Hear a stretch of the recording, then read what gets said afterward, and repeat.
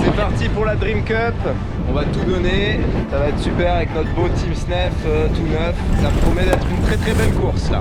C'était un départ assez tonique hein, avec Vent d'Est à Cherbourg. On passait la ligne, on passait une première bouée sous Djenec, ensuite sous Spi avec des empannages, puis une deuxième bouée à l'ouest de Cherbourg. Et ensuite on partait sur la traversée de la Manche. Donc voilà, c'est des petits parcours assez intenses sur un début de grande course comme ça, où il y a du match, on se met un peu dans le feu, on se met un peu en sueur parce qu'il y a des manœuvres, il y a du contact, les bateaux sont proches les uns des autres. Il y a un peu de stress dans ces cas-là, mais voilà, j'avais envie de ne pas prendre de risques, mais j'avais envie aussi de bien faire les choses et je suis content parce que je sors au 4e de ce petit parcours et ça m'a mis bien en position pour continuer, pour prendre un bon début de course, quoi.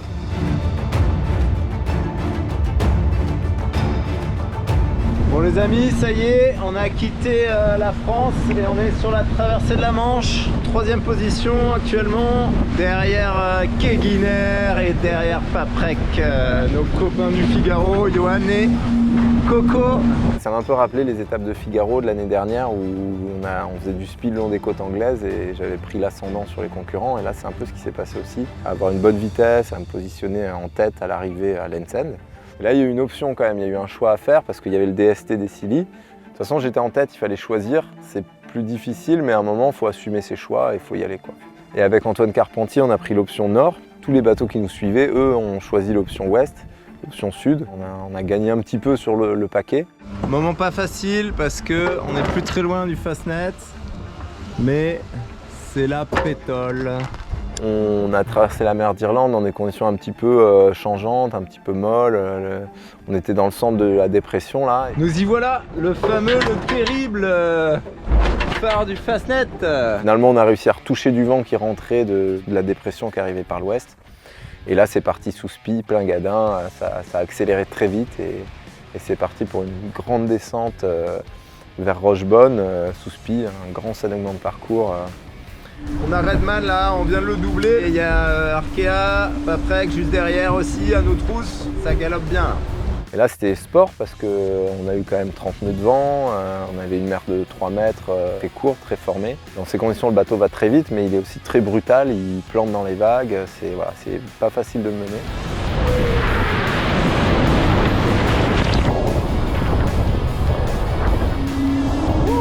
Et sur ce segment de parcours, j'ai essayé de gérer au mieux l'équilibre de mon bateau et puis surtout j'ai essayé de bien me positionner avec les empannages pour garder bien la veine de vent, avoir les bonnes orientations du vent.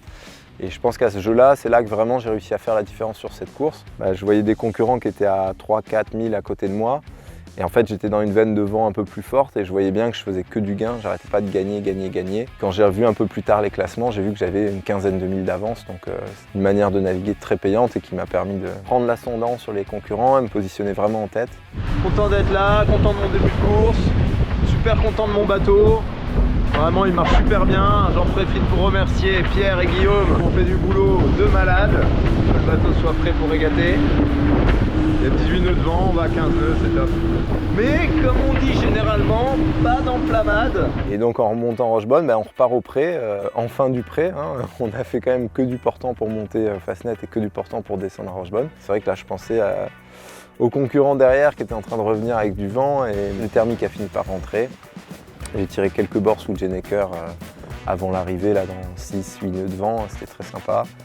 Et puis j'ai franchi la ligne et voilà le bonheur de franchir cette ligne, vainqueur de la Dream Cup. Dans 1 minute, la ligne d'arrivée. Regardez, juste là devant nous. Yes! Ça c'est du bateau et du bonhomme qui gagne.